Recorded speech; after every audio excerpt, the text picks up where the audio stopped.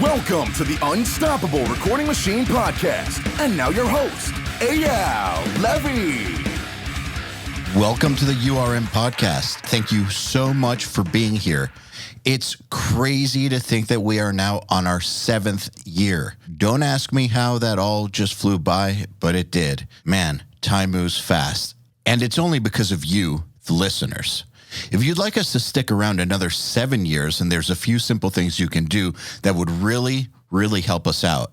I would endlessly appreciate if you would, number 1, share our episodes with your friends.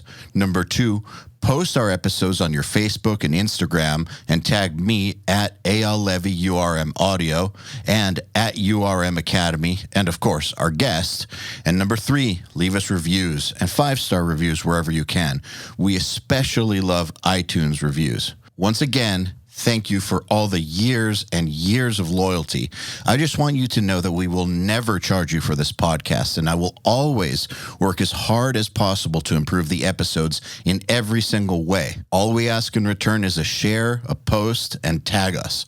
Oh, and one last thing. Do you have a question you would like me to answer on an episode? I don't mean for a guest. I mean for me. It can be about anything. Email it to me at eyal@urm.academy. That's EYAL@urm.academy. There's no .com on that. It's exactly the way I spelled it. And use the subject line, Answer Me EYAL. All right, let's get on with it. Hello, everybody. Welcome to the URM Podcast. My guest today is David Levy, who is a composer, audio engineer, and sound designer, best known for his work with Rooster Teeth and the video game Doom. Here goes. David Levy, welcome to the URM Podcast. Hey, man. Great to be here. Thanks for being here. We were just talking about doing things for your own mental health, before we started. One thing that I'm curious about is, have you come up with any strategies for dealing with the stress involved with writing for games and then also maintaining a normal human life? Yeah, that's a loaded question right off the bat, huh? Yeah. I just know that game composition is it's pretty intense. Yeah, it's intense, but honestly, my experience with working on animation was even more intense. The biggest thing I worked on in terms of animation was a show called Genlock for Rooster Teeth, and that was pretty nuts. I was the only guy working on it, sole composer. The biggest problem with those kind of things is, just like with any other project, is the deadlines. They're usually insane. But the difference with animation when you're writing a picture is, at least in this project, I was, for the most part, working with a cut that wasn't timing locked. So I was constantly kind of aiming at a moving target. So I would write stuff, and then we get a new cut, and now 40 seconds have been dropped. So I have to figure out a way to retain the essence of the cue that I wrote without completely destroying it by removing, 40 seconds. So that is a very stressful point to be in. But with games, you're kind of taking the picture aspect out of it. So it's just writing a ton of music that obviously, hits the right emotion and whatnot. And you just got to hit those deadlines. And for me, to answer your question, honestly, it's just getting as much sleep as I can, and working out seems to be helping a lot. And that's something I haven't done up until maybe 6 or 7 months ago. I'm kind of forcing myself to work out. The thing is, when I get into a project, I get kind of like super focused. I can't do anything else. Yep, I understand. I shut everything out, which is not good. But I get so anxious, trying to get through the project and doing the best job that I can. I just tend to just completely put up a wall and not really reach out to any other friends or not do anything. Really just get in and get out. And even when I go to sleep, my mind keeps working and I'm completely engrossed in it. And I just calculate every minute of the day, what I'm going to do and how things will work out. And obviously, none of it really matters because once you get in the studio and you start working, things constantly change. You think you're going to hit a cue and it's going to sound great, and it doesn't. And it doesn't happen. You got to force yourself to go through it and meet one of the many goals that you set for yourself for the day. So I'm starting working out the first thing in the morning before I get into the studio, because once I come up here and I sit down, it's over. You cannot remove me from here. I think imposing some sort of structure on yourself is really healthy thing to do. Yeah, absolutely. That tunnel vision, though, it's both a blessing and a curse.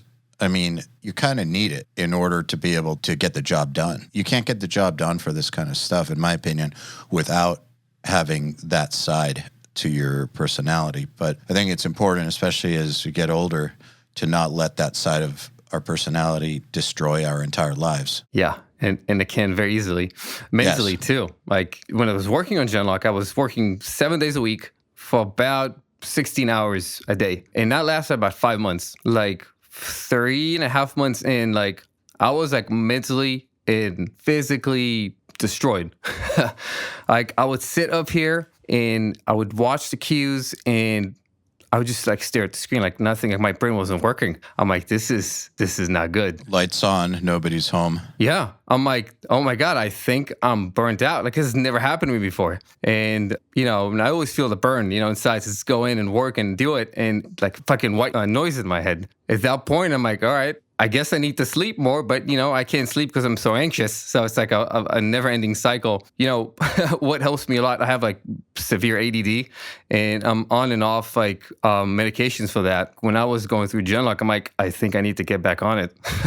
So I literally had to like medicate myself. If you need that, that's the thing is I think that people who abuse that stuff make it difficult for people who legitimately need it. Yeah. And I think that people who legitimately need it are going to have a very hard time if they don't take it. And then the difference between them taking it and not taking it is the difference between finishing projects and not finishing projects, being mentally present or not mentally present. It's not a small thing. Yeah. It wasn't that I wasn't able to move forward because I was procrastinating or just getting distracted. I was just burnt out. But that kind of helped me push forward a little bit and get back on top of things. And it also helps a lot with anxiety. That's a big thing for me too. I try not to be on it all the time, but when things get crazy, I need an extra push, then I kind of jump on it again and it helps a lot. It makes perfect sense. I think that everybody needs to, I guess, take inventory on what it is that helps them do their best work or what they do to get in their own way or, intentionally or unintentionally. Yeah. I think that if we know that we have a hard time focusing on things or a hard time focusing on things past a certain point or at all, it's important to deal with it. If our brain is getting in the way of productivity by creating all kinds of weird scenarios for us to focus on or creating anxiety, we need to deal with it somehow or it's going to affect the work. Yeah, and the things that we're asked to do are not normal. No. The workload and the deadlines are not normal at all. I mean, it's almost impossible. We're asked to do the impossible. We're asked to be incredibly creative and hit everything dead on within insane amount of times. So you got to do what you got to do to make that work. And the funny thing is, like, I feel like, when you get to that breaking point, that happened to me a few times, regardless of the medication, you do feel burnt out and you're like, I can't do this anymore. I got nothing left. It's at that point when you push just a little more is when you hit something. It's when you cross over and you kind of get like a bird's eye view. It's weird to explain, but that definitely happened to me. Like I remember the breaking point with Genlock. I was like halfway through the season, and then I'm like, I'm gonna go up again. I was completely out of it. I'm like, I'm gonna sit down and I'm gonna force myself to do it, and I did it, and it worked. And then it was kind of like a smooth sailing from there. It's almost like breaking the chains of some sort, And it happens. So I think you and I talked about this once very briefly. We talked about like what happens when you're burnt out or like when quote unquote like nothing, you can't come up with anything. Like what do you do? What do you do when you have writer's block? I've mentioned that, when you work on these kind of projects, like there's no such thing as writer's block. It shouldn't even be an option. You're paid to do this at the highest level and you just sit down, you keep going at it until it comes out and it will always come out. At some point it will. You just got to keep pushing. Yeah. I mean, it definitely won't come out if you don't go up there and get to work. Right. But even sitting here and just kind of getting in that mind frame of like, oh my God, I'm burnt out. I can't do this. I'm done. You got to push through those thoughts. You know what I mean? Mm-hmm. Like you can't let that cripple you. Yeah. It's important to note that those thoughts are completely natural. And normal. Oh, yeah, absolutely. It's your body and your brain saying, hey, dude, stop for a minute. Yeah, but you don't have to listen. No, You don't. It's one of those things where I think that when people feel like they're getting no ideas, what they're not doing is completing the sentence. They're not saying, I'm not getting any good ideas within this period of time. Yeah. But they start to act like it's forever, that they're... Exactly. Yeah, like, I'm getting no ideas. It's this huge catastrophe. I might never get good ideas again, when really just sit there and work. And yeah, you might come up with a few shitty things, but eventually something good's just going to come out. Yeah, you just got to keep going. You can't get in that mind frame because that's crippling. Do you have an issue with writing a bunch of shit and deleting it? No, not at all. Yeah, like if you are feeling like that and you're working anyways and nothing good is coming out, just whatever. I usually don't continue. Like, I'm not going to move forward too much if something doesn't sound right. I'll sit on that, like the first 5% of the track for a day or two until it comes out right. Otherwise, I'm not going to keep pushing forward. Makes sense. Yeah, because, another method is like you were saying, you just start writing and evaluate as you go and see what happens, and if it sucks, then new can pave. But yeah, for me, I'm just going to focus on the very beginning and take it from there. If it's not working out, at what point do you say, this idea sucks, like, fuck it, time for a new one? It could be a matter of time, 2-3 hours I'm putting into it. It's not happening at all. Or literally it could be like half an hour. It could fail at many points of the initial writing process. It could fail at the point of like not finding the right sound to start with, or not finding the right progression, or not finding the right rhythm. So there's like many levels where you have to keep going back and forth on. So it's more like taking like little baby steps with those things, For example, if I start a track with a certain progression, then I'm not going to move forward until I find the right progression. And that's just as long as it takes, Linked with that is the sound that I'm going for. So I usually kind of set up like a template of sounds that I want to work with. So finding the right sound, finding the right progression, and it's kind of back and forth, back and forth. If the sound doesn't work, I go to a different sound, but I stick to the progression and kind of build it up like that. There's so many variables, That makes sense. Do you bounce it off of anybody? I don't, not really. That seems tough. It's horrible. It really is. Like with Doom, like when we were working, I was working with Andrew, but we were working completely separately. And on the first DLC, first part of it, we barely had any time to work on it. Which Andrew? Andrew Holschult. Okay. He's the other composer for it. I remember we both finished it and we're like, hey, let's sit down and send each other our stuff, because we had just a couple of months to do it. It was literally no time. When I finished writing everything, I was more anxious than I was before I started the project, which I didn't think it's even possible. We can talk about that later. But because at this point, I'm like, all right, I wrote all these things, but are they good? Is anyone going to like it?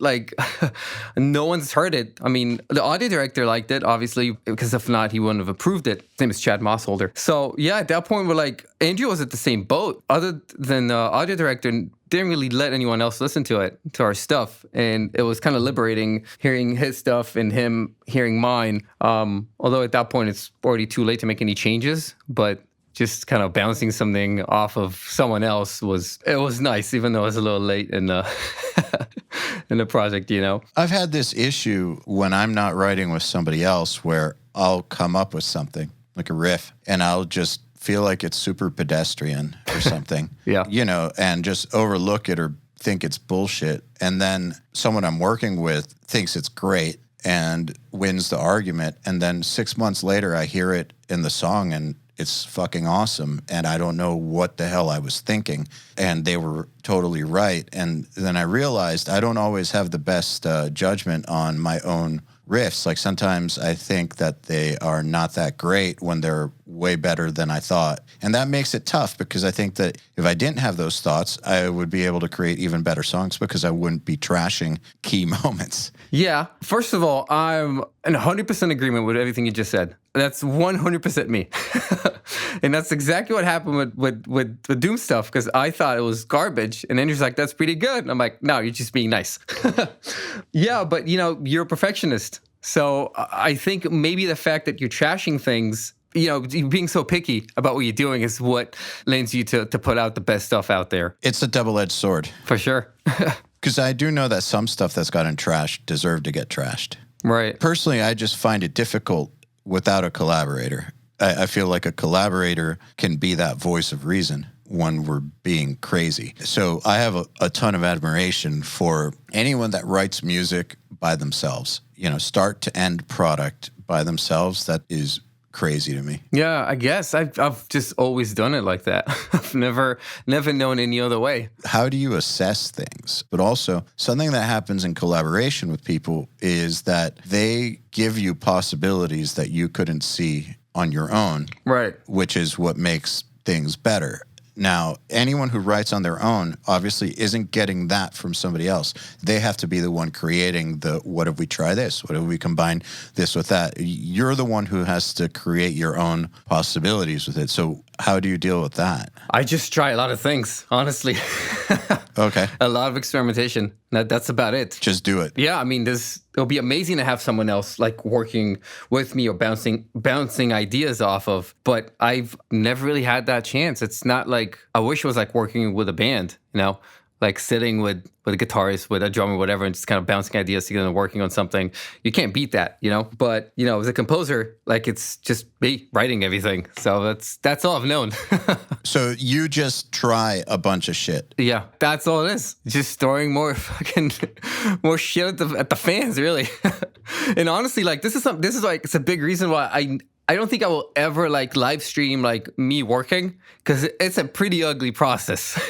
It's like anxiety filled process that, every step of the way I just get down with myself. I'm like, I suck. I don't know what I'm doing. This is horrible. This is not going to work. This is awful. And I just try everything until something works, until something clicks. The funny thing with that is that you never know when it's going to work or when it's going to click. Sometimes it will take to write a minute of music, it could take 2 weeks.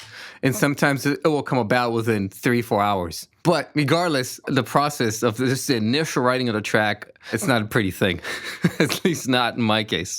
So once you write the initial version of a track, or how finished is it? Do you go back and retrack things, or are you creating a finished product as you go? No, I never go back and retrack things. I kind of finalize things as I go. I kind of mix and do all the processing, all the effects, all the printing through whatever analog equipment, all from the beginning.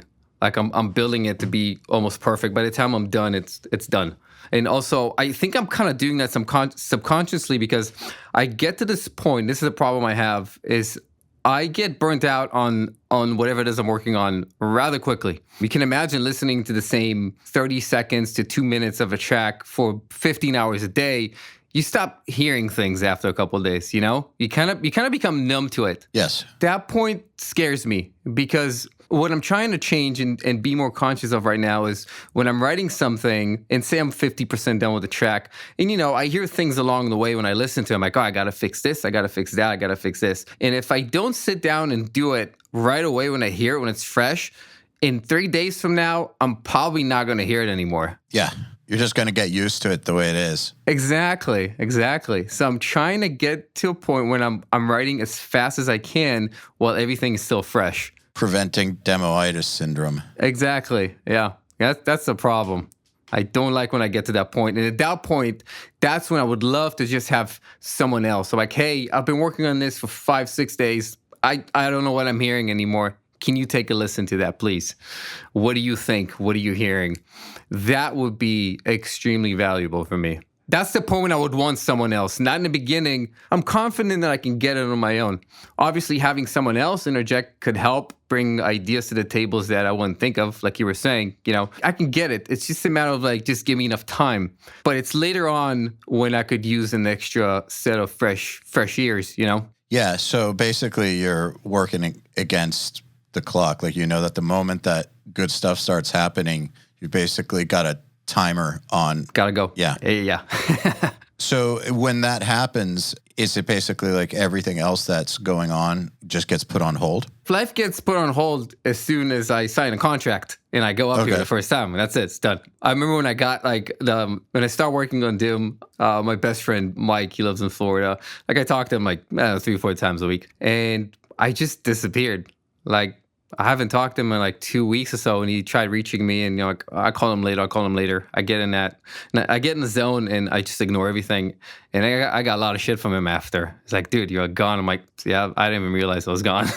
I get so focused. You gotta go fast. You gotta do it good. And every new project is a new opportunity, and you don't know what's gonna come out of it. So I'm just completely dedicated. You were saying that when you start a project, it's kind of difficult to judge the magnitude of the project at the outset, as far as knowing how much work it's going to take. So how do you judge that against the deadline? I don't have an exact answer. I think it changes depending on the project. Look, if we can compare Doom to Genlock, which is two of the biggest projects I've worked on to date, getting in was easy. Like, I started getting animation on the first episode, and I had like a month and a half, almost 2 months to do pre-production, develop sounds, themes, this and that. And I got in pretty smoothly. It wasn't a problem.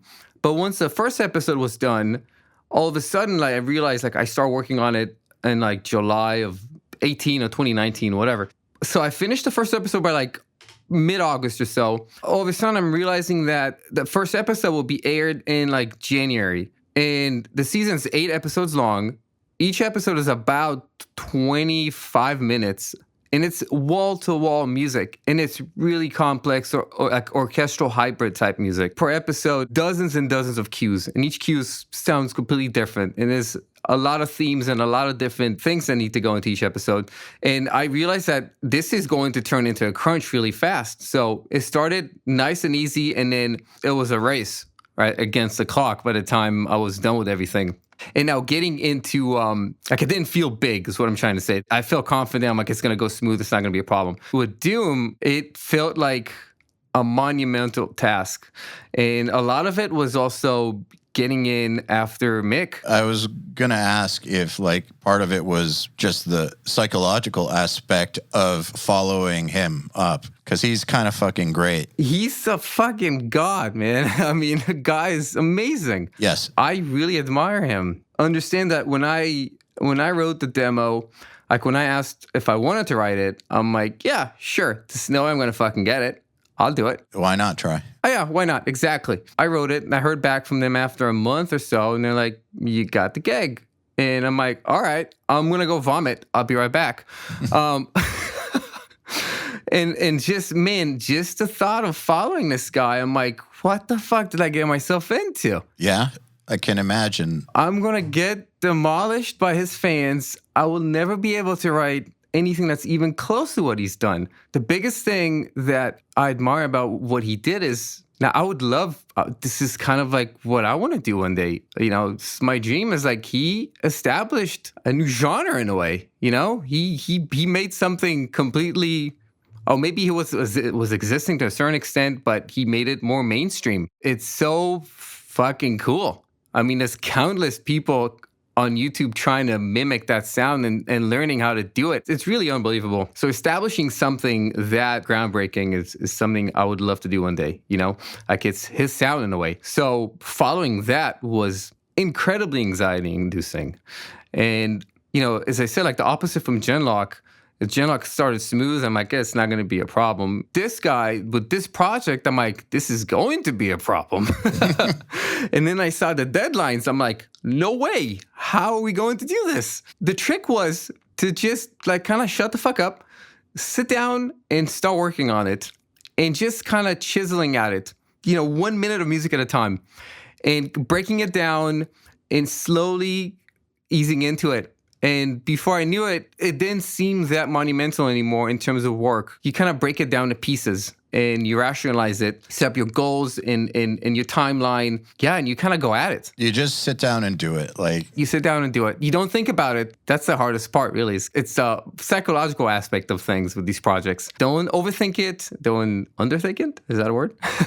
Just go in and do it. It is. I think that in some ways easier said than done, but actually not really, because it really is as simple as just getting to work. Yeah. And honestly, for me, it's just breaking it down to manageable chunks of work, like with Doom, since it's not episodic, like an animation or anything else, or the TV series, it was like, all right, I know that I'm working on this map. That's chunk one.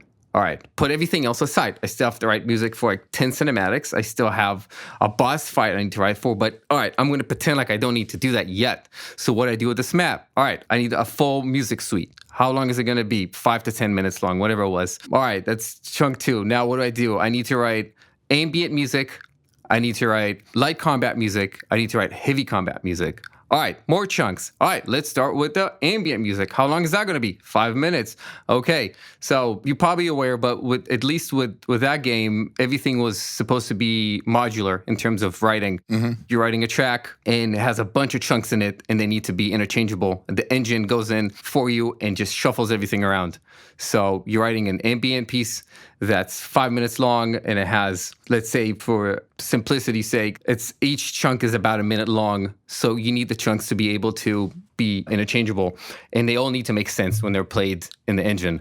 So that was something new for me. I've never written music like that before. That seems very challenging. Very challenging. It's not linear. It's not like working on the show. Like, all right, there's this scene and this happens, and you write a cue. Great. Here's the next scene. Cool. Now I have this, and section A needs to work before section D, and B before A, and vice versa. I'm like, what the fuck? How am I doing this? But as I said, like, you keep breaking it down more and more and more and more until it comes down to like, all right, let's write a 30-second long piece.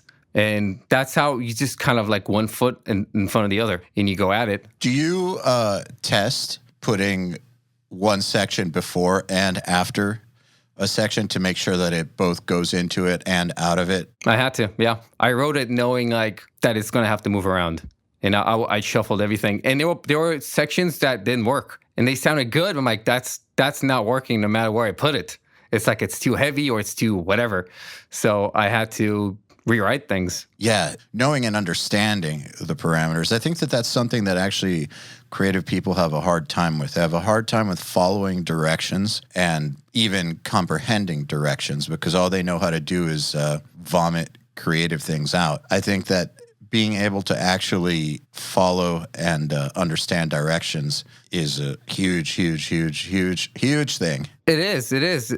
It's half the battle, really. And being organized with this stuff, it's a ton of work. How do you stay organized with it? Let's talk about that a little. It's kind of what we just talked about. It's analyzing the project and really understanding what you're expected to do. And deadlines are everything. I mean, I got to know what's due when, and I'm going to try to beat that deadline. And it's just a matter of being hyper-focused on things. Give me a for instance. I knew that I had about 10 days to finish the ambient music for Doom.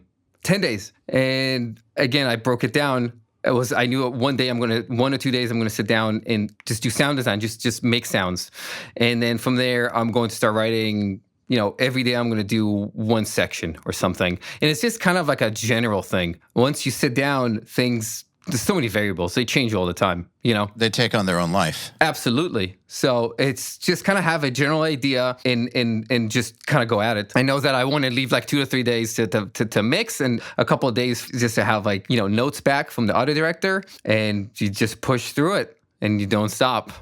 I think it's important to note that you should plan. I think you should plan, but you should also take plans with a grain of salt, which is very difficult for people to do. Yeah, because you get frustrated, like, oh my God, I was supposed to write 2 minutes of music today, and I'm still doing sound design. I'm still putting sounds together. So you can't let those kind of thoughts in too much, or don't let them resonate. Because, all right, you spend 3 days on this, but, now you have all this material to work with, and tomorrow you're going to be moving forward even faster. So it's like there's a lot of ebb and flow to this stuff. So like you're saying, don't make a general plan, but just get ready for things to change on you, because they do. They always do. I think the plan also helps big picture wise. If you know you're at a deadline and you have 20% of the time left and only 30% of the project done, well, maybe that's a problem. You got to foresee that way before. Yeah, exactly. Yeah, and you can. I mean, I would say like if I have, let's say 10 days to finish something, whatever it is, I'm on the 4th day and I'm still doing work that I should be doing on the first day, I'm going to give it one more day before I'm going to reach out and talk about deadline extensions. But knock on wood, up to this point, I've never had to do that. No matter what, like I'm very punctual with stuff. Guys that I work for always get everything ahead of time. The problem is that when you work in these kind of projects, there's really no deadline extensions for the most part. I was going to say, it doesn't sound like they would be too happy about that. No, they're not. And if you do that, you look incredibly unprofessional, in my opinion. Listen, unless it's some kind of medical or something like a real emergency, like you're getting paid a lot of money and you are working on AAA projects, you better get your shit together, you know? That's kind of how I talk to myself. So, like, you're not getting out of this room until you finish what you need to finish. I don't know how else to explain it, but it just happens. You just sit and work until it happens, and it always happens eventually. The only thing is, they're gonna get it, but am I gonna be 100% happy with it? No. And would you be 100% happy with it anyways? No, never. I can't listen to anything I've done. It's a fucking disease. Like, I hate everything I've ever put out. All I hear is mistakes. All I hear is things that could have been better. And then when other people hear it and compliment it, I'm always like, what are you talking about? It's garbage. What do you mean it's good? Yeah, it's I don't know, man. Can't let them have that. No. You cannot enjoy it. Listen to the kick. It's completely off. It's too clicky. So you're sitting there thinking the whole time that they must be on drugs or something? Probably. Yeah. Who the hell knows? There's no way they're liking it. Like, what's the matter with them? Well, I think it's important to note that because I feel like lots of people feel that way. They feel their work sucks. And it's independent of how good their work actually is or what level they're at. I mean, sometimes their work does suck. Oftentimes it doesn't, but they feel that way. And there are people who hold themselves back because of those feelings. They don't just ignore them and do the shit anyways. They'll actually take those feelings seriously and just stop. Yeah, they can't do that. Yeah, don't stop. Just keep going because you're not going to get better. And the thing I do is, like, I hold my stuff against all the big Hollywood composers, all the AAA composers. And maybe that's why I feel like my shit sucks. And I put my stuff against mix, and I'm like, oh, I'm going to go vomit. It's not even close. It doesn't punch like that. I don't have that low end. And I can't tell you how many times I listened to this stuff and literally just out loud just screamed, how? How are you doing it, Mick? Like, how are you getting that low end like that? How is it so clean? How is it so punchy?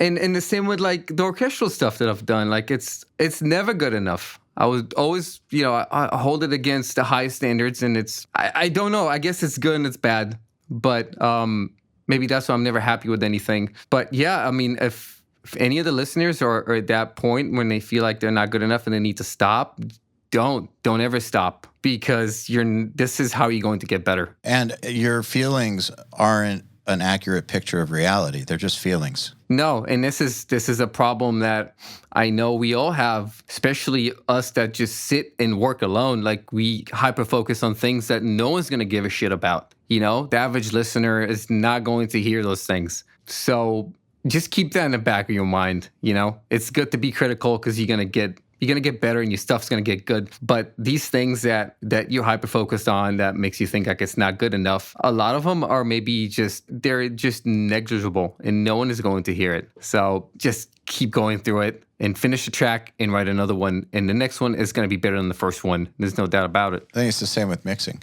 Absolutely. Yeah. It sounds to me like mixing and composing are intertwined for you. Yeah. My background is in mixing. I spent 7 to 8 years being a chief engineer in South Florida in a recording studio called Power Station. I had the same fucking problem when I mixed. Yeah.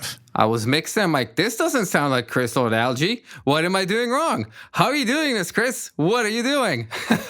How are you getting that low end? It's the same fucking thing, man. It's very challenging because I want to work at the highest level possible. And it's amazing to me, like, every now and then, like, you see on, like, the YouTube videos and people, like, would say, hey, one day I want my stuff to sound like yours.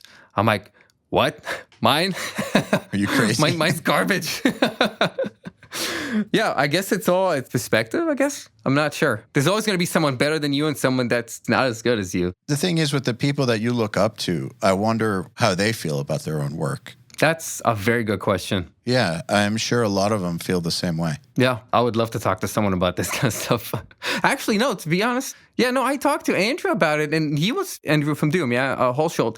And he was, he had his insecurities as well about his tracks. So, yeah, I mean, I guess maybe we're all in the same boat. I think so. I've talked to lots of people who are super amazing and far along in audio or music, and for the most part, they all kind of feel that way.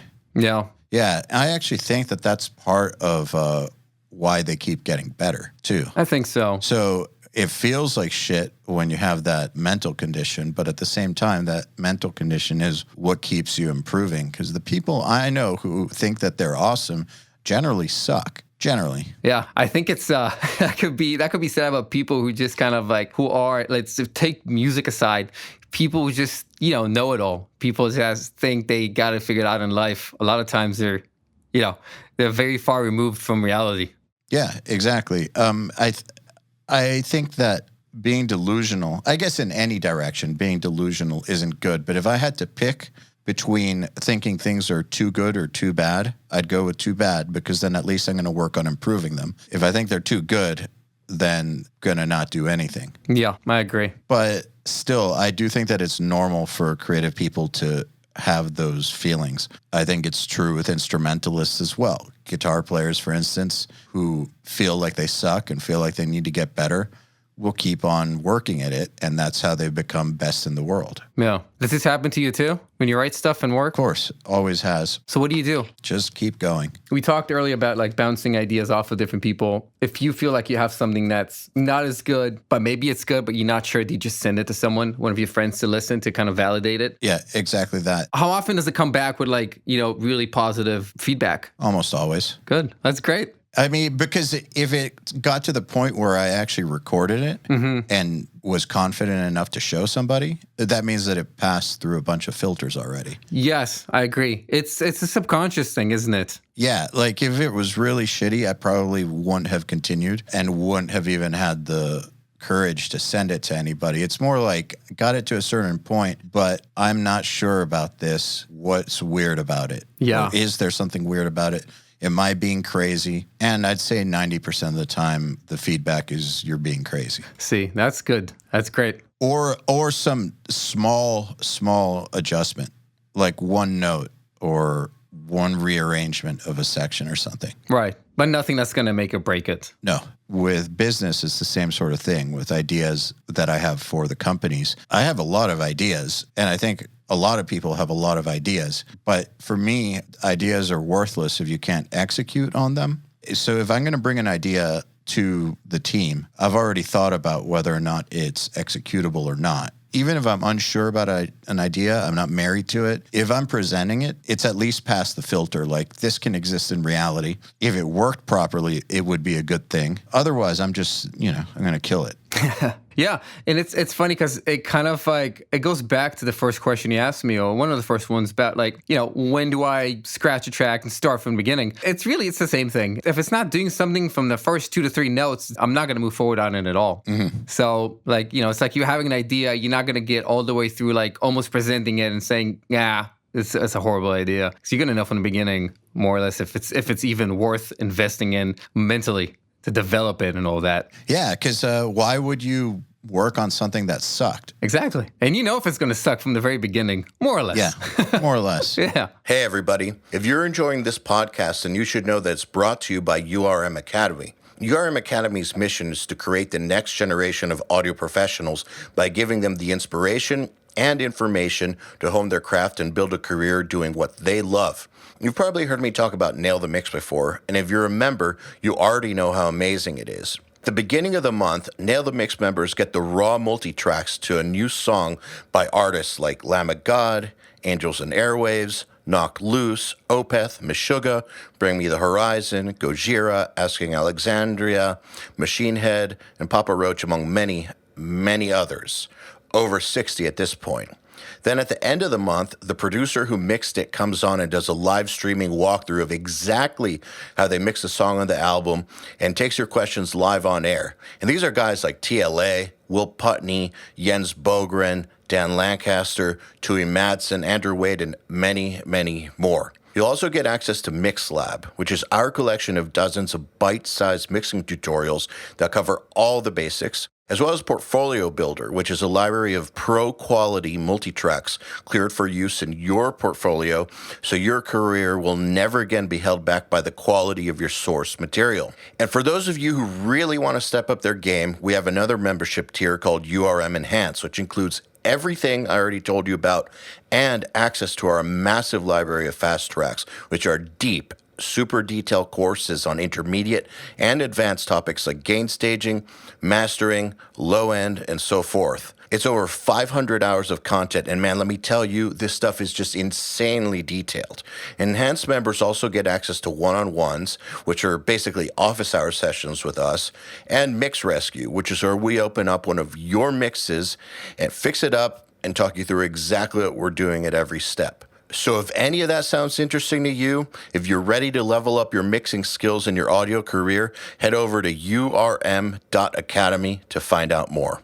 I don't know if you get this, but I feel like creativity needs to be warmed up. This goes back to the writer's block conversation, but when you're trying to get through that feeling and you're writing stuff that's not that great, what I've noticed is sometimes, if say it's a song for a band or something, just write the riff, then write the next riff, and probably by the next one after that, the light bulb's going to go on. And then you can trash everything that came before it, because the first real idea is when the light bulb came on. But you kind of had to finish those first two just to, like, I don't know, shake the cobwebs off or something. Yeah, like with Doom, I wrote most of the songs around the drum parts because I'm a drummer. I would sit and I have sessions on here recorded that are like over an hour long of me just playing the riffs and coming up with the riffs. And it was maybe 40 minutes in when I start coming up with stuff that's worth like going in and like investigating later on and like developing. But 100%, yeah, you got to kind of go through it for sure. So you will sit there and just record stream of consciousness until you're like, all right, this. Yeah. For the very, very initial parts, yes. A lot of times when I'm searching for a progression, like I learned that you always have it recording while you're doing whatever it is you're doing. If you're playing on a piano, guitar, drums, just have the shit recording in the background. Because I can't tell you how many times I came across a really good progression and when I was just fucking around and then immediately forgot it. Like immediately, and then couldn't go back to it. It was gone. So I would just have it tracking. Eventually, when I'm playing, I'm going to come across what it is that I'm looking for. And at that point, when I have that, is when I start seriously writing the track and developing it and building on that. That makes sense, because at least you're not just starting off of bullshit. You're starting off of something that means something. Right, exactly. And that usually comes like subconsciously. I know a lot of people do that and respect it.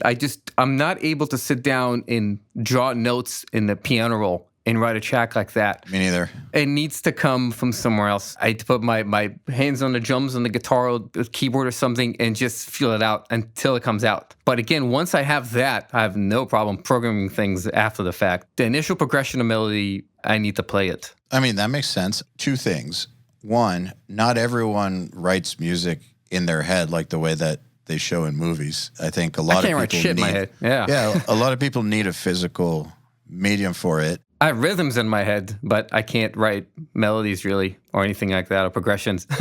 Everyone needs to find what works for them, I think. That's kind of the moral of the story. But also, I think that a lot of people have a hard time with writing and recording because they feel like the moment they sit down to write and they press record is the moment that they run out of ideas. But by doing it the way that you said, which is just record all the time and it be okay with 40 minutes of bullshit. Yeah, just forget that it's recording. A lot of times I'll hit record and literally like minimize the Cubase window, not even look at it. Forget that it's recording and just play. Yeah, makes sense. Don't even think about it. I used to do this stuff in the studio a lot. I would be scared to do that in Pro Tools because it stops all the time. You'll fucking crash, yeah. Yeah, but if I just loaded it up in GarageBand, believe it or not, I'm using GarageBand for the podcast because it never crashes. It's great. It's stable. Yeah, single track of audio. It'll never crash. Yeah. God, I feel so embarrassed saying that. No, man. I mean, fuck, man. It's just something to be said about those things. It's, Pro Tools will crash. You cannot leave it running for like 90 minutes or something. If you minimize it, you'll go back and it'll have stopped 10 minutes in. Yeah. And this is like the most like stable, I don't know what version you're using, but whatever they have now, it's like the most stable version of Pro Tools ever. I'll never forget like 12, 13 years ago, it still stops. When I would record, like I had a band that came in and they wanted to do everything on tape. We record on tape, but we also sent it to Pro Tools at the same time. And the whole point was like they wanted to get just the transformers and everything off the tape machines. The shit could not stop. If it stops, it's going to be out of sync. It's going to be a fucking mess. And it stopped. It stopped every 8 minutes. We couldn't do it. And that's like an HD system and everything, it still stops. It still crashes. It's a nightmare. Just minimize the shit and record it. Because I guarantee you're going to find things in there. Even going back and listening to things later on, you might be able to find little nuggets of gold in there. Even if it's, depending what it is, if it's a chord progression, 1 or 2 chords that sound really good together. Take that. And that's what I would do all the time. I'm like, all right, those 2 chords sounded awesome together. And then I would start a new recording and work off of those 2. And develop that into something and keep recording. And sometimes it's a matter of adding 2-3 chords at a time until you get whatever you need to get. But at that point, I'm going to have something solid I'm happy with. And then from there on, it's usually pretty, I wouldn't say easy, but easier. But you know what to do. Exactly. I'm like, that's it. I'm building off of that. It's the initial idea. That's very hard. After that, I mean, it's not that it's not creative, but that's where the craft comes in. Absolutely. Yeah, I feel like too many people are stuck in either the art or the craft and have a problem with combining the two or knowing when to switch it over or how much of which to use. Yeah. You know what happens to me is I could be like, we talked about like things getting stale, right? If you listen for too long, I get super nerdy with just kind of processing and mixing. And since I mix while I'm writing, sometimes I need to stop myself from spending too much time mixing, because at that point I'm like, I'm listening to the song for now extra couple hours a day because I'm doing mixing while I'm writing. Yeah.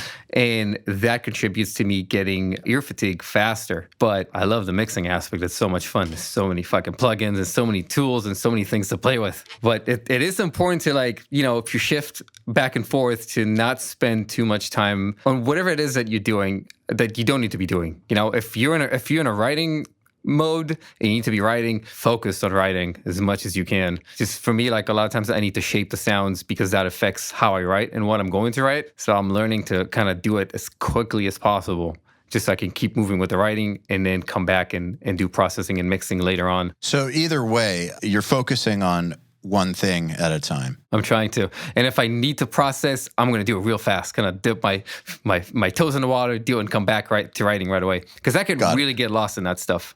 Like, it's bad. It's very easy to lose your momentum. Oh, my God. Absolutely.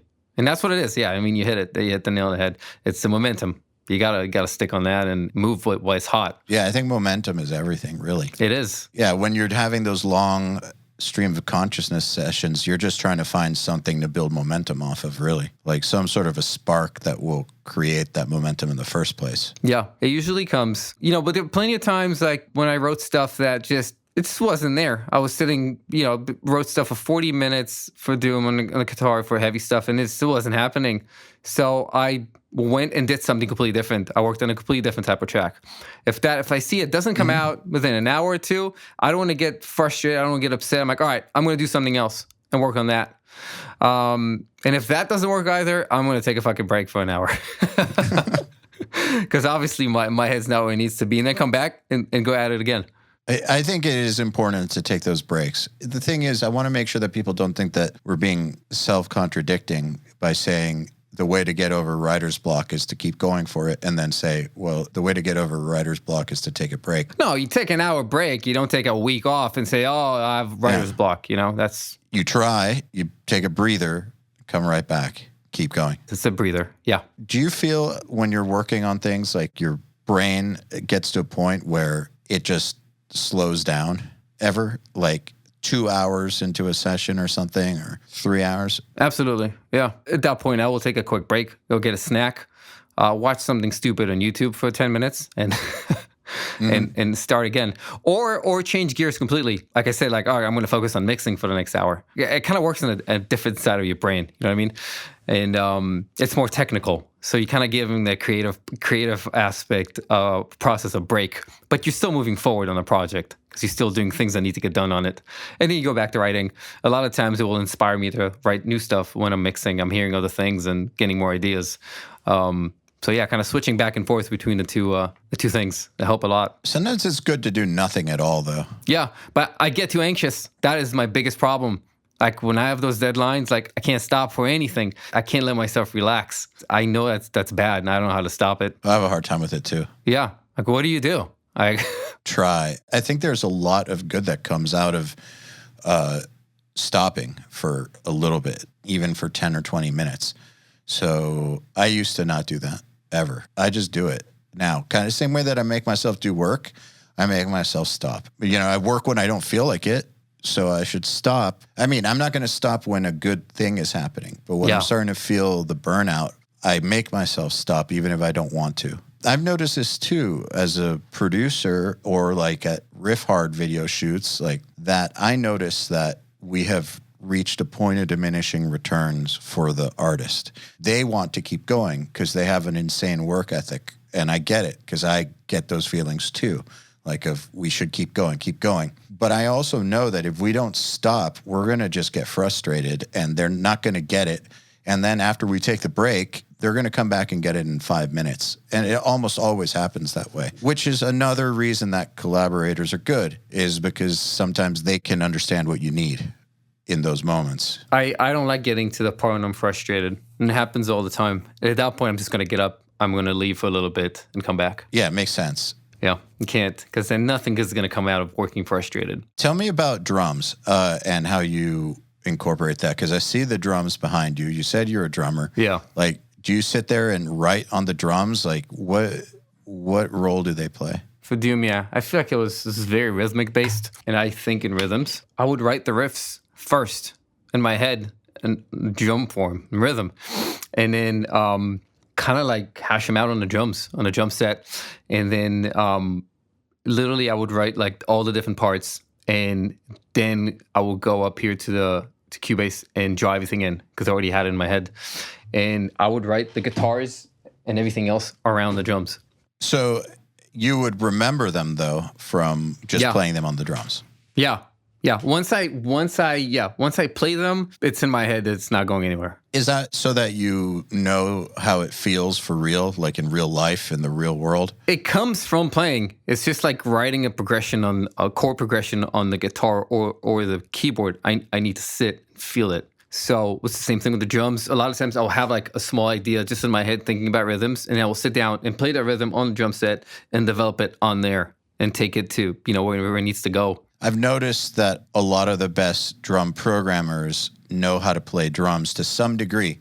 Doesn't mean that they're like a professional drummer or something, but they know how it works on a kit. That translates into programming very realistic parts. Yeah, you got to understand the drum, the instrument, if you're going to program it. Now, since it is programmed and this isn't a band that has to play live, do you put any limits on the reality of the drum parts? Yeah. If you need to play it live, you can. 4 limbs, not 8. Yeah. No. Fuck no. This is like, I played 90% of those parts. There's only one part in the Mora that the kick drum was so fucking fast. I couldn't play it that fast. It's like fucking 32 notes or something at like 180 or something nuts. It was very fast, maybe more than that. I added that after the fact. I kind of heard it in my head. I'm like, this would be awesome. And I added that. But no, if you need to sit down and play it, you can, I wouldn't say easily, but you can play most of the parts easily. Okay. It's all playable. That probably is part of why it works. Yeah. I think when, guitar players do this, but, when guitar players write drum parts, oftentimes they just suck because they're just, they can't exist in reality. So where does your guitar playing come from? My guitar playing is not great at all. I'm not a good guitarist. So how do you get it sounding good if you're not a good guitarist? A lot of mixing and a lot of takes. A lot of takes. So you do a lot of takes until you get one where the tone and everything is Right. However long it might take. Yeah. If I were to go out and play a live show with the music I wrote for Doom, I'm going to sit behind a drum set for sure. Get someone that's more of an accomplished guitarist to do the guitars. I'm a studio guitarist. How much technical practice do you do? Well, not as much now, but it used to be just like with the drums, like, I don't know, an hour or less a day, depending on my schedule. I mean, I'll grab different instruments I have here and practice whenever I have time during the week. Just enough to keep up. Exactly. Yeah. I mean, I got to the point, like, my skill level was where it's at now years ago, and it's been stagnant. I'm not moving forward on it. I'm not going backwards either. Same with the drums, but I'm at where I'm at, so I can't spend any more time practicing any instruments, unfortunately. Piano, too. But I mean, it's all about priorities, right? Exactly, yeah. Yeah. So does that even matter? No. Okay. Not to me, not right now. Makes sense. I think that's a key thing, too, for people to make sure that they know is what their priority is at that point in time. Because if you start to think about all the different things you could get better at, and you're going to not get better at anything, or you're going to get better at the wrong things, or things that are irrelevant. Because you could, if you start to list out things you could get better at, it's depressing, really. Yeah.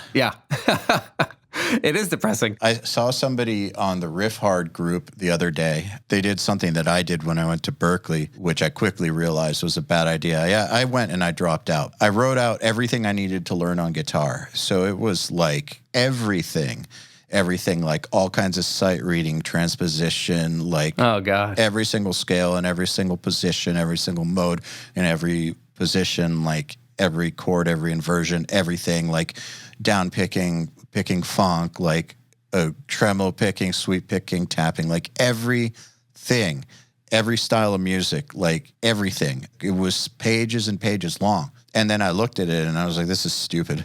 This is really, really stupid. All I'm doing is stressing myself out. I need to just focus on the aspects that apply to what I want to do with it. And that's it. I saw someone in the Riff Heart group post that same thing. Now, like 20 years later, posted like every single thing you could possibly work on guitar and a schedule of like 2 minutes on this, 3 minutes on that, 5 minutes on this, 2 minutes on that. It's like, dude, stop. Just stop. Yeah. You don't understand like how many times a week I have that exact thought. I'm like, I should spend 5 minutes a day just playing my cello.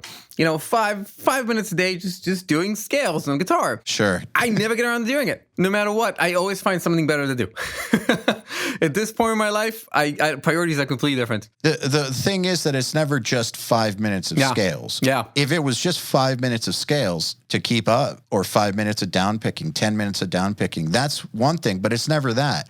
It's like 5 minutes of down picking, 5 minutes of scales, 5 minutes of arpeggios, 5 minutes of legato, and then before you know it, it's 6 hours of shit, and you can't decide which 5 minute increments out of those 6 hours you should focus on. Too much fucking shit to learn, man. Yeah. So I think, like, for instance, a positive way to do it would be, okay, so you want to keep up with the instrument, but you're not interested in like really getting great, but like good enough to be able to fulfill the job requirements and what goes into it, like down picking, etc. So, okay, so you can spend 10 minutes a day doing down picking exercises. Leave it at that. The rest of the playing is involved with what's actually being recorded. Yeah, it depends what you're doing too as well. If you're a touring musician, if you're living off of writing music for a band, and you fucking sit there on an instrument all day long. Oh, yeah. That's all you do. You better practice all fucking day long. Oh, yeah, of course. It just depends on, again, what your priorities are. Right. For me, like as someone, I'm using the instrument as, as a tool. So what am I focusing on here?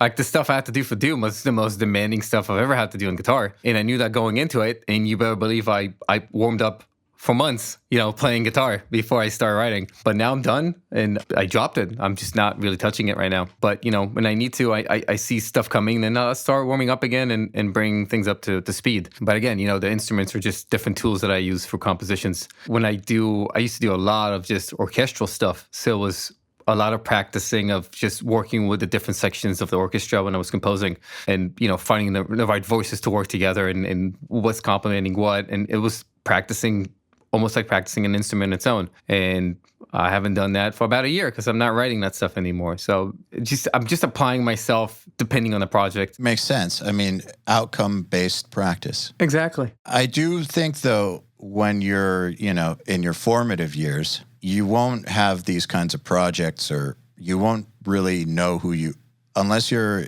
prodigy or something, you're not going to figure out who you are musically until way later.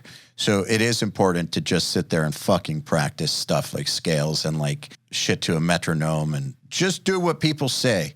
Do what people say and get fucking better and do the 6 hours a day when you can, when you're a teenager or your early 20s. Like, do it. Because you're not going to have time to do it later. But also later, if things go right, you're going to get into situations where you have to put all your focus into one project and you're not going to be able to develop those things. Absolutely. And man, metronome is fucking key. Play to a metronome. You got to practice a metronome. You don't understand. Like, I'll never forget when I was working in the studio, I had a band that come in, some metal band, and they're awesome, nice guys, but... you always know what's coming up if someone says they're nice guys. Oh, yeah. The drummer... they were playing in BPMs that were just too fast for the guy. And I don't know if he's just, maybe he never practiced with a metronome. I don't know what the deal was, but like. The click was off. You know what it is? It's not the speed. It's just, I really believe he never played to a metronome in his life. Like, he was just all over the place. And it got to a point where I had to go in and replace every single kick drum he did and line it up. Like, completely quantize everything he's done. With audio, there's no MIDI. Just chop every single kick up, and it was like a lot of double bass, and it was like 200 BPM. It took me maybe 2 weeks to do 3 or 4 songs. Yeah, I remember those projects. Yeah, just practice your instrument. Especially as a drummer, you're the heartbeat of the band. Work to a click, and the same thing with other instruments as well. So it's very fucking important. If you practice, make sure you have a click track in the background. Yeah, I feel like drummers now are much better about that than they used to be. 10 years ago, big difference. Yeah, I think that now it's kind of just part of the expectations. It's a good norm. There's a different breed of drummers out there now, 100%. Just different breed of musicians, man. Like, I feel like 20 years ago or something even, I was one of the few people who understood how to practice to a metronome in my immediate circle. There were like 1 or 2 others that I knew, but like in general, musicians didn't do that kind of stuff. They never fucked with recording. I was the only person I knew who was, even if it was a sound blaster. Yeah. Like I was still trying. Not very many people were into that kind of stuff. Now everyone is, which I think is great. It is, yeah. I mean, it's so cheap. But it's also a problem. Like, as a composer, like every kid with a laptop and native instruments complete is a composer now.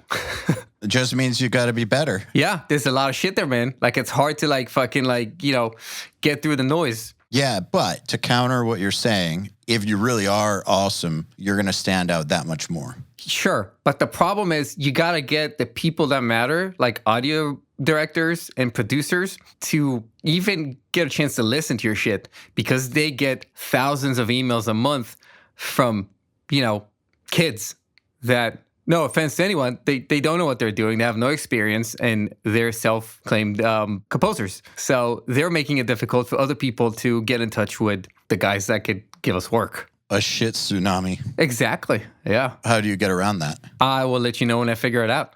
I mean, you have. I don't know, man. So far, it's been luck.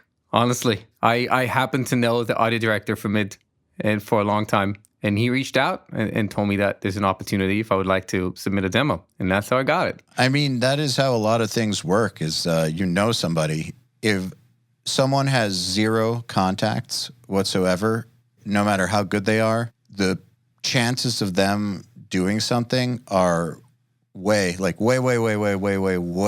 lower. Like, it would need to be one of a freakish sort of thing that they go viral or something, which it's just super rare. Yeah, I think luck has a lot to do with it. And to go on that, like, you really got to make your own luck as well. When I moved to Austin and decided to go full-time composer, I had 0 contacts. I had nothing. I was getting in into an industry I knew nothing about. I gave myself about a year to a year and a half to see if I can do something. And if I can't, I told myself I'm going back to the studio. I kind of grabbed like every little project I could. I got in on LinkedIn. I started connecting with people. I went to like beer nights here in town. It's like game developers and whatever. They have like I think that's what it's called, like a beer night or whatever. And you get to meet people and talk to people. And I started getting super, super small, shitty projects to work on that did not pay anything. But my plan the whole time, since I didn't know anyone, I had nothing to show for, is to really gain experience and mass just a body of work. So I have something to show for, So for 2 years, that's what I did. And I made sure to put everything on SoundCloud and build a shitty little website and just, I didn't have much and the music wasn't good. But I think it was maybe 3 years in, I kept writing, I kept doing stuff. And I knew that, I'm working on a ton of projects that didn't pay and 90% of them never even came out. Like a lot of video games that they just failed. But I wrote 2 to 3 tracks per project and whatnot. And I kept it and I put them together, put albums out and whatnot. And eventually a producer that works here in town for Rooster Teeth was searching for a composer in Austin. And I always made sure that, my website had the whole like SEO, whatever the fuck, and that my name would come up as much as possible. And it did. And he got to my SoundCloud and he left it on all day and listened to it, as he said. And he reached out and asked me if I want to work on a show in their production company called Red versus Blue. And that was the first big things I've worked on. And it opened quite a bit of doors for me and started my career more professionally. So it's like, you can make it even if you don't know anyone, but you got to have some kind of solid plan as to what to do. And again, it's kind of, get your ducks in a row, make sure you have a website, make sure you have something to show for. And that takes, at least for me, it took years. And I'm very envious when I hear about people that have these insane trajectories when they get out of school or whatnot. And then I can't tell how many times I've heard these kind of stories, dude. That shit's super rare, though. Dude, but you'll be surprised, man. Like, I keep reading these things, these people like, yeah, I met Hans Zimmer in a coffee shop, and then yeah, that's how I got my first break. I'm like, what the fuck? What is that? How do you do that? But the reason you're reading about that is because it is so rare. I guess, yeah. Still makes me very envious. Well, yeah. Because it took me like 8 years to get to work on the AAA title like Doom from the moment I started. And I've been working nonstop, busting my ass. And then, you hear about people that have been out in school for 2 years and are working on huge projects. I'm like, well, cool, good for you, but also fuck you. But it doesn't stop you from doing your thing. No, it doesn't. It does depress me sometimes, Understandable. Because I guess we all just want to be as successful as possible. Yeah, totally. Yeah, I feel like I'm very far from it still. We can't put a timeline on it, though. No, we can't. No, it's different for everybody. And I'll never forget, I saw, there was a video game orchestra here in town many years ago. It was maybe 2 years after I started doing this. I remember coming up to Austin Wintory. I think I'm pronouncing his name right. He's a brilliant guy. And I just asked him, after the show, I'm like, they had a meet and greet. I asked him, hey, what do you do not to give up? Because I'm at a point where, I've been doing this for years. I'm not getting paid. I'm working on low quality projects, and what do you do? And he looked at me in the eye and said, don't give up, because you never know when something will click. And I'll never forget it. Something did click. It was maybe a year later, but it did. It did. So I'd like to pass that advice to anyone else that's listening and was in my shoes, or is in my shoes right now, or whatnot. Just don't stop. And just keep going. If you have the passion, just don't stop. Yeah, you can never predict when the opportunity is going to happen. But you really have to go out there and make your opportunity happen as well. I didn't sit at home and mope.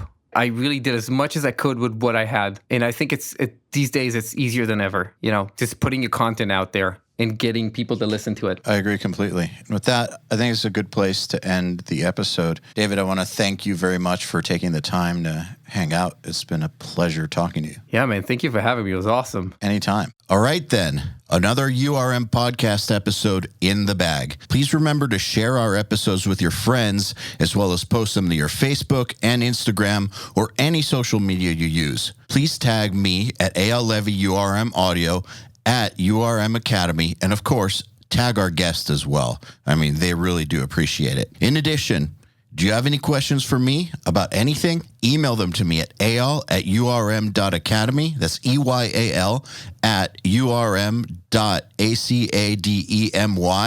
and use the subject line, Answer Me, EYAL. All right, then. Till next time, happy mixing. You've been listening to the Unstoppable Recording Machine Podcast. To ask us questions, make suggestions, and interact, visit urm.academy and press the podcast link today.